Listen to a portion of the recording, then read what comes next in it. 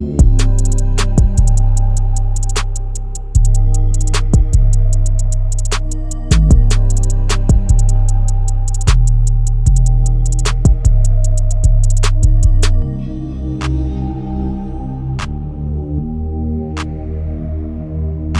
back to the Team to Beat Miami Heat podcast, your one-stop shop for daily Miami Heat and NBA content. My name is Amir. We got Gio back on the show. We didn't talk too much about KD last week when he was on. We talked about more of the priorities or like just the roster spots that the Miami Heat need to fulfill this offseason. And we did touch upon KD, but there's been a ton of noise essentially around the KD market, especially the last few days. And Shams has been reporting that basically there's three destinations: the Spurs, the Heat, the Rockets. Like that's like the top three. And we've heard the Minnesota Timberwolves were initially out. They were the most aggressive. KD apparently doesn't want to go there. He ultimately wants to go to the Spurs. Now we heard the Spurs are probably not interested because of the timeline, and it doesn't seem like they've put up a really good offer because the Suns are also crazy and they've asked for the number 2 pick. They've also asked for Stephon Castle. Um, the T Wolves, as of today, are now back in the running. They're trying to convince Kevin Durant to accept that trade offer. So it's a shit show right now. Like the Suns' asking price has been high, but it's gone down. It's gone back up. Like I don't know where things actually stand. I don't know how much leverage the Suns actually have. I don't know why the Suns would care where Kevin Durant wants to go. Like, he's in his final year. It was a complete failure. It's not like the Dame situation or like even the Giannis situation, right? Like, I don't understand all that. But the Miami Heat, once again, considered a top destination from Shams, from Kevin Durant's mouth, apparently. We are one of the few teams he would sign an extension with, basically, and potentially retire based on this last contract. So, what do you think the Miami Heat would need to give up to make a Kevin Durant trade actually happen? We've heard from other people saying that the offers are not great enough. So, what assets should the Miami Heat realistically part with to actually get Kevin Durant? And then the second part is, do you think we'll actually get Kevin Durant? Yeah, so once again, Amir, thanks for having me on, brother. But what is a realistic package for Kevin Durant and what's gonna probably require is two completely different things. Ishbia is giving me Joe Cronin vibes. Completely. And listen, we hear reports, right, that Ishbia wants to get close to what he gave up for KD. And at this point, that's not going to happen. He's going to be 37 in September. Um, and people forget the reason he got to Phoenix in the first place was because that was his preferred trade destination. So I find it interesting how these teams that are profiting right off of these players, specifically saying, "Hey, I want to play here," and then doing everything possible to get to these locations. But then when it's the other way around, and the players, obviously KD feels slighted because they tried to trade him without his knowledge, and now he wants out. There's this talk of, "Oh, we're going to send you wherever we get the best package." Well, you guys weren't too worried about that when I was trying to make my way here, but essentially, what I think it would require, or what's fair in my, let's say what's fair, I believe, just based off of his age, contract Sure. situation, everything, right? I think what would be fair from Miami's perspective would be to throw in Wiggins, Duncan, because of that caveat that Phoenix has of getting out of the apron. Now, technically, they can get out of the apron simply by waiving two of their players, right? They have Miocic and Cody Martin that they can waive and get under that. But I think trading for Duncan makes it a little bit cleaner, as well as throwing in a pick and a young piece, either a Jaquez or a Jovic.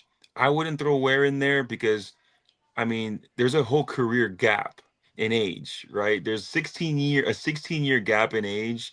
We don't know what Ware will be. We know that he has all this potential. We don't know where he would what he can become. I think that's a realistic package where you throw in Nico or you throw in Jaime as a third player.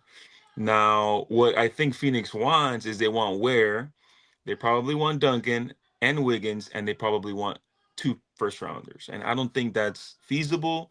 Just from the reports that I've been, I'm not as plugged in as Shams, obviously, but I do have a little bit of connection, and I've been hearing that Phoenix really wants more than what Miami's offering. I think Miami has lowballed them. I will tell you that, but I think it's somewhere in between that, which was the offer that I initially mentioned of Wiggins, Duncan, a first, and either Nico or Jaime. What's the most you would be willing to give up? Because I don't want to give up Khalil Ware either Mm-hmm. because of his upside and his potential. Like Yeah.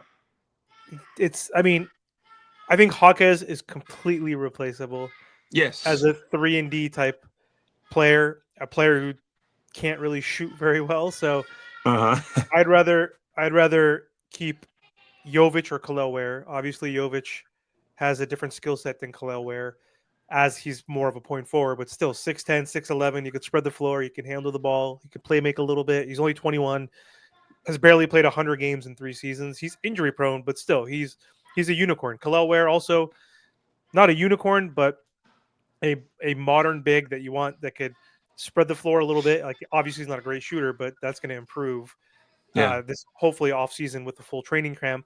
Playing against NBA talent, he's only going to get better. But a 7-footer who could spread the floor, who could also rim protect, who's like obviously going to become, I think, a better rebounder as well as a defender in general. I think as he puts on size, that's Yeah. going to help him with his offensive game, his low post game. We see he has good touch.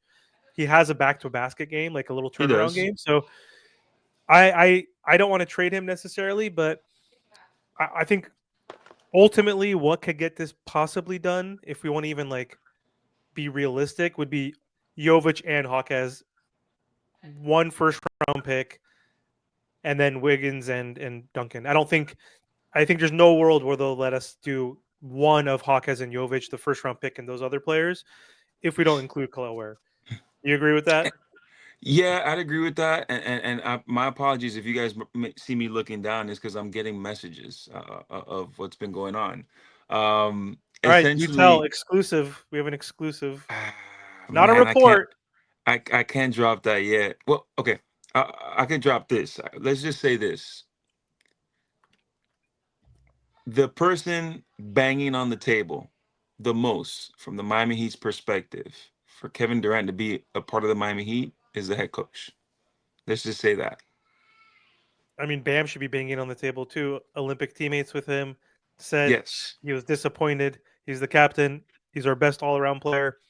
Most important player. Sorry, Tyler Hero fans and Yeah. stands. Yeah. Mostly stands because I'm a Tyler Hero fan. I'm sure you're a Tyler Hero fan. I'm not a Tyler Hero stan. So Bam said there's got to be big changes made like this Yeah. offseason. Like, so I'm assuming those are the two big advocates, but why would Riles not also be banging on that as well? Like he's been enamored by Kevin Durant, for Yeah. past decade or so. We struck out on him A two other few times, times. 3 times maybe before. And guess what? When you said he wanted to get to one of his destinations, the Phoenix Suns, the other destination was the Miami Heat. So there's Yeah. got to be that mutual interest for sure.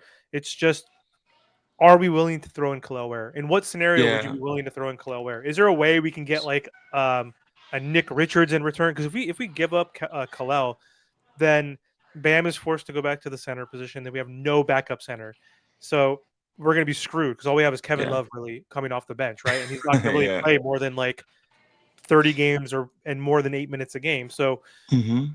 is there a world where you do give up Khalil Ware for a Kevin Durant trade? Are you So a hard no on yeah. that? So first off, it's not that Bam and Riles don't want him. It's just that Spo is the main one that wants this to happen. There's a love affair there.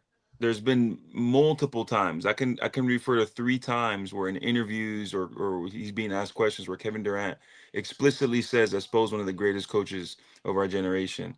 Hmm. Where Spo has even talked about how Kevin, it's just a love affair. When you hear about them talking to each other, I think that's the most compelling thing for KD, and then Bam, in my opinion, would be the second thing because they have such a great relationship.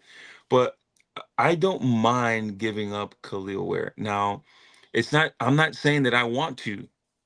I'm not saying that I'd throw him in if I was the GM of the Miami Heat. That I'd do everything possible to avoid that. I'd probably call Same. Brooklyn and say, hey, Brooklyn, like, how can we figure out a way to get Nick Claxton out there instead of Khalil? Like, we'll give you an addition, we'll give you a first round pick and then an expiring like a Terry Rozier or something like that instead of including Duncan.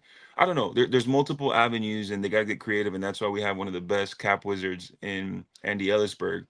But for me, including Ware, if I would have to include Khalil Ware, I'm telling him, okay, I'll throw him in there, but you're not getting any picks and you're not getting any other young guys.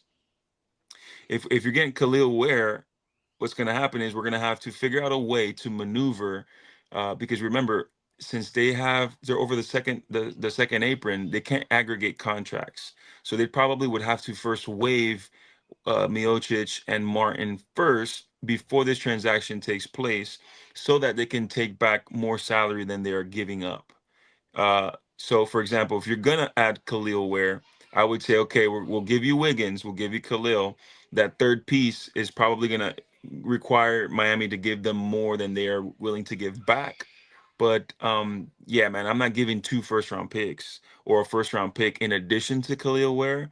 That's a little tough for me, in my opinion. But I don't mind throwing him in the deal because you're still gonna have Bam. Bam can play the five, even though we know he's a better fit at the four.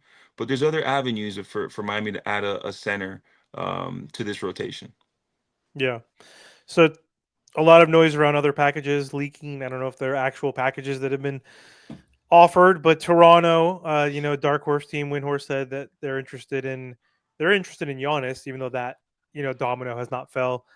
Most folks thought that Giannis would request a trade potentially by now. I guess the season technically still going. I mean, the NBA Finals are going to be done soon, right? We're one game away Yeah. or two games away, so that could change. But either way, Toronto has shown they want to get a superstar, so they apparently are willing to offer Barrett, Emmanuel quickly, Jacob Podol in the ninth pick, which I'm like, that's a pretty. I mean, RJ Barrett, I don't think is great and doesn't have the best contract, and he's a good, starting player, like rotational player. He's not a star or an all star in my opinion, but he's some guy who's capable of scoring 20 points per league. I mean, they're not a dime a dozen. I mean, a lot of people do that, but still, he does have a good skill set. Emmanuel quickly, I think, is a good change of pace guard. Podol, probably a better backup center, honestly.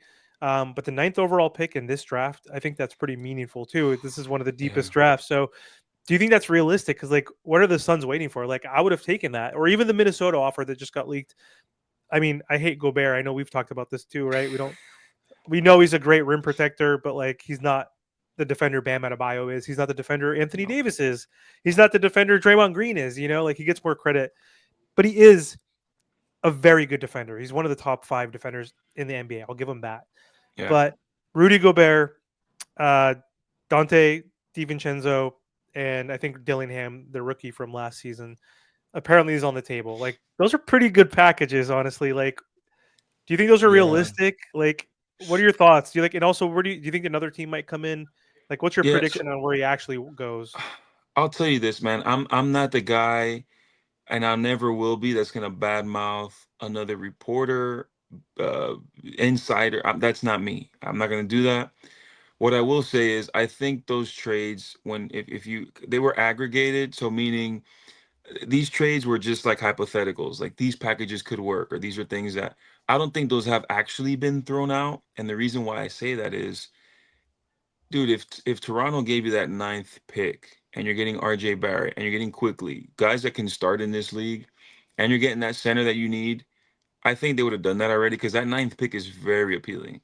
I agree, right? Um, And yeah, Podol's man. pretty damn good, dude. Podol's actually like Yeah, he's a double double, he's double actually double. better. Yeah, he's not a backup center. What am I saying? He could definitely start in like half He the could like. start.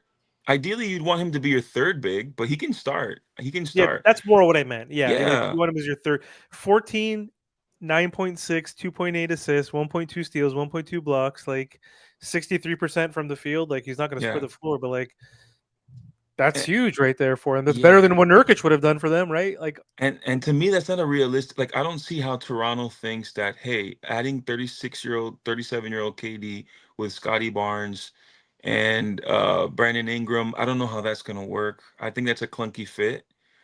KD can play anywhere, but I mean for the other guys. And then the other trade, which was the T Minnesota. Wolves. Listen, the Minnesota deal. I guarantee you, if they would have offered Gobert, they would have taken the deal already. Because Gobert, even though we're not, you and I are into his biggest fans, he's similar to Bam, where you're going to be a top 12 defense if you have him on your team. And uh, Phoenix's biggest issue last year was defense. So if you surround Booker with a guy like, Top five, I would say, honestly. Not yeah, top like top five think defense of what automatically. yeah, think of what Utah was with Donovan. You Yeah. don't think that Devin could replicate some of what Donovan did along with that, and then you have that's why I don't really believe those deals have been offered yet. I honestly do believe that the best fit for KD would be San Antonio, but since they're not really making a hefty offer, that's why Miami and Houston are up there. I think the Rockets would be the best fit too, technically. Like them and Spurs. I think technically the Rockets because they're further along than the Spurs. Like I know Wemby is going to be better than anybody on that Rockets team, next year as long as he comes back healthy. But like you still have if they could I don't know, it depends on what you give up, but like Sengun, Kevin Durant, and if you have Amen Thompson and you still have Fred Van Fleet and you have Cam Whitmore and Reed Shepard and you have Jalen Green because they're not gonna want Green. I mean, like they were the number two seed Yeah, and like I think they can go farther, possibly. I don't know. I, keep in mind, right? De'Aaron Fox was added late in the season. Wemby missed a good chunk of that. Man, I see San Antonio. I just foresee, like, let's say they're able to pull this KD deal off. Let's say, they give up Vassell, two or three firsts, whatever it is, because Spurs have like 14 picks, right? Yeah, Imagine a starting five of De'Aaron Fox, Stephon Castle, Dylan Harper, KD, and Wemby. Like, that's a better team than Houston. I'm sorry. I think. Um, yeah. I'm It's high on just that those Houston's guys. defense. Houston was number 5 in defense last year. That's like also why I'm like Hmm. because they were good offensively and defensively, and they just didn't have that one extra guy. And Yeah, they needed some scoring. That's what they were missing. They needed some scoring. like what was the Spurs? So Spurs were 25th in defensive rating. Yeah. Offensive rating, let's see. That'll change this year with a full year of Foxy, Wemby being healthy. You throw in these two young guys that can guard the perimeter. I mean, and Harper and Castle. I mean, that team is going to be. I think they're going to be a playoff team this season, this coming year, with or without Kevin Durant. Yeah, no, I think so too. Yeah, Houston like offensively, I'm surprised they weren't in the top 10. They were where are they? They were number 12. Okay, I mean they're close. They were 12, the Spurs were 19. I mean like so like that's kind of like the missing Hmm. piece I think is the Kevin Durant, but again it depends on what Yeah, you're it willing to depends what give you up. give up. Correct. Like Miami, right? So we're talking about the Heat. People are, oh, Kevin Durant. Listen, man, 27, 5-5 is going to help this team. I'm not saying that Kevin Durant is going to be the missing piece, is going to make them a contender, but they blew 17 fourth quarter double digit leads. Okay. Exactly. You don't think throwing the ball to Kevin Durant in the post or in the mid in at the elbow is going to help them? This guy has been the most efficient mid range scorer, I think, outside of Michael Jordan in our lifetime. So when that league goes from 12 to 8 to 6, you don't think throwing the ball to KD is going to help that? So that's why I think if he gets to the Heat, depending on who they give up, they're for sure a top 5 seed in my opinion. It's just my opinion. You could take it or leave it. No one else added? Let's say hypothetically no one else added, just KD. And No we one else. re-signed we re-signed Burks. We give Kashad the Davion. standard. We re-signed Drew, so then that's we still have Terry, we still have I guess we re-signed Davion too. Basically, no one else added.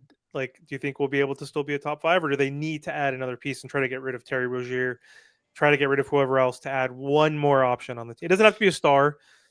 We talked offline and said DeJounte Murray, hypothetically adding him could help the Heat contend. Like you and I were in agreement, or they can get 2 lesser contracts, perhaps, and maybe compete that way. I think they need to Yeah. do something like that to get more 2-way players, Yeah. younger, athletic.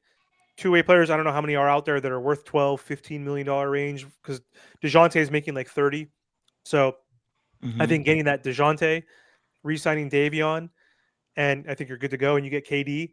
To me, next year and maybe for 2 years, as Tyler hopefully ascends, as Bam gets a little bit better. To your point, if we can somehow keep Khalil Ware and get KD in that trade, maybe like we do what I said, get rid of Jovic, Hawkes, and Terry, or not Terry, Duncan and Wiggins, and a first round pick. Then I think we can compete for a champ. We could be not maybe not a championship, but at least come out of the East next year Mm-hmm. and for the year after that, as long as he signs an extension. Or we'll need to add Kevin Durant plus two. Cam Johnson makes like 20 million. So maybe Yeah. we can add a Cam Johnson and one other piece that makes around 10 million. Mm-hmm. Um, then I think we can compete. If we get Kevin Yeah. Durant alone and that's the only move, I don't think I think our ceiling is probably the fifth seed. I would agree with that. If they just add Kevin alone, just him, right? And the other caveat, you get at least 65 games from Bam, from Katie and Tyler.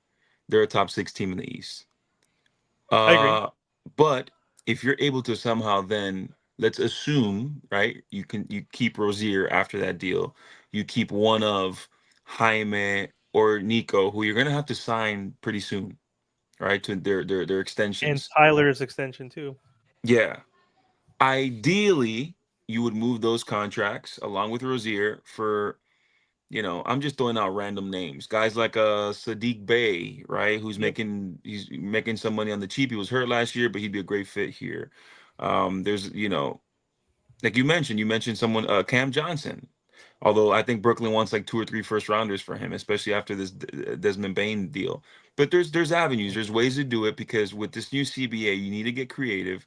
You need to get maybe your higher salary guys and maybe get more rotational players. And I think moving Rozier, which would be really hard to do, really tough.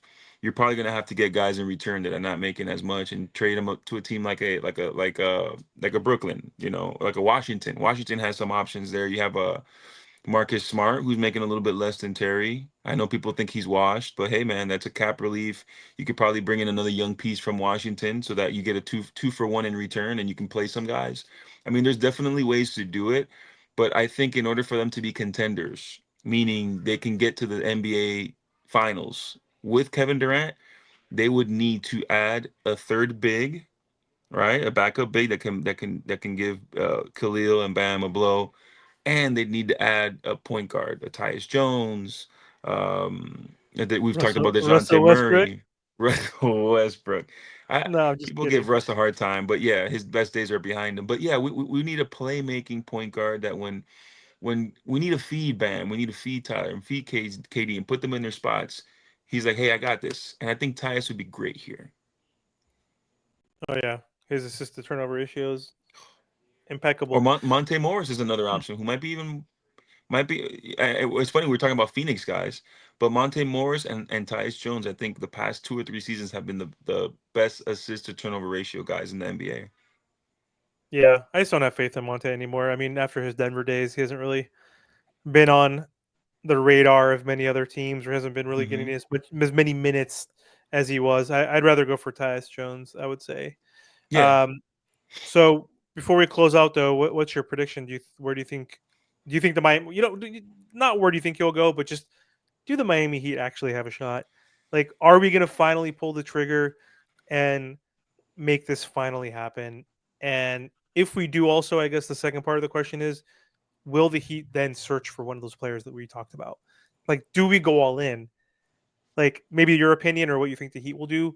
Because I think if we do get Kevin Durant, then we are kind of mortgaging our recent future versus being bad again, letting Terry's contract expire, letting Duncan's contract Yeah. expire, let Andrew Wiggins walk. So at least you don't build a team through free agency, but like when you have a lot of money, then you possibly can. Like you can maybe persuade someone. It's not like it never happens, but you have more flexibility. You get another.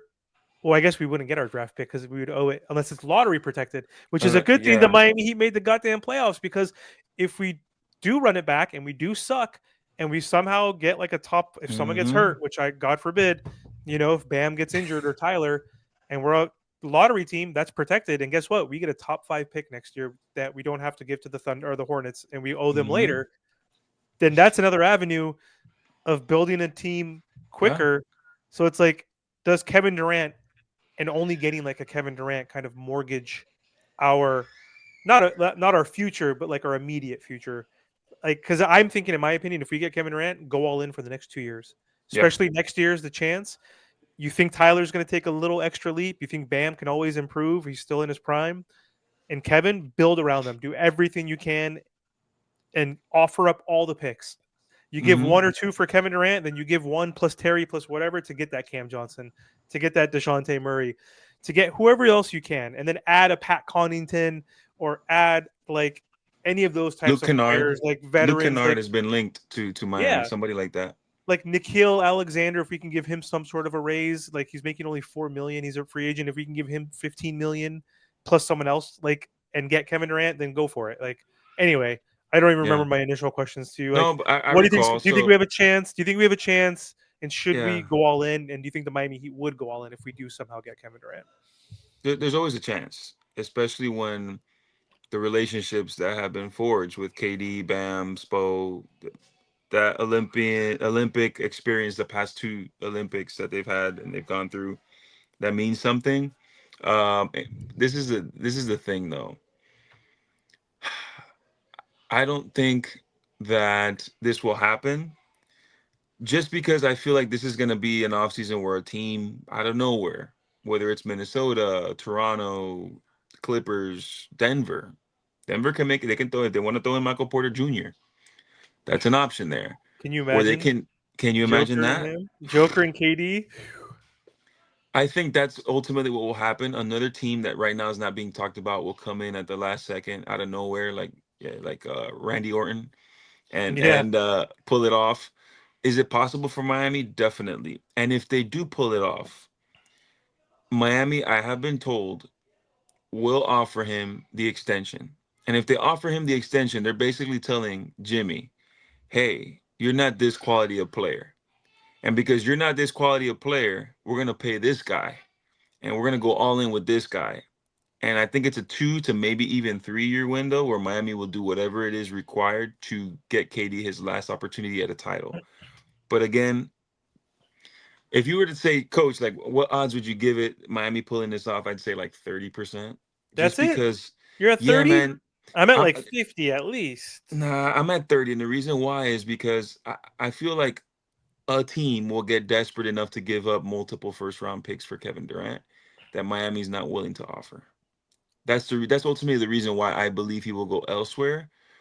I think another team will offer more first rounders for Kevin. A team that maybe has 9 and it's like, like Orlando. Orlando was like, we'll burn 4 because we need to get off of KCP's deal.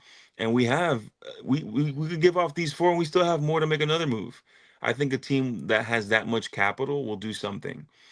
Um, and we'll leave this for another time, but there's ways, and people think I hate Tyler, but man, we can fetch some draft capital and by moving Tyler if you don't want to pay him, and they can make a move where you could bring in a KD and still have picks to get somebody else. But that's a talk for another day. We'll talk about that another day, but like just based on the return that Bane got, how many picks do you think Tyler is worth today? I say 3. If he's 5, I don't think he's worth 4 or 5. I So mean, unless the team is Bane, desperate, but I don't know. I don't think Bane.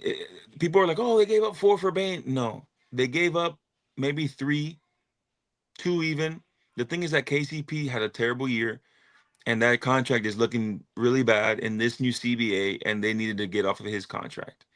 I think Tyler, because he's not as good of a defender as Bane, will get you Yep, 3 alone in a vacuum, right? Uh, but it depends which team needs them. I think Orlando could have really used them, but like a I agree. team, I don't know. There's other teams out there that could I don't know. Just look at all the teams that have the defensive capabilities to be able to play a Tyler, so that they can kind of cover for him. A team that needs Orlando. scoring. Detroit is a. Did you know? I think Tyler would do pretty well in Detroit playing off of Cade.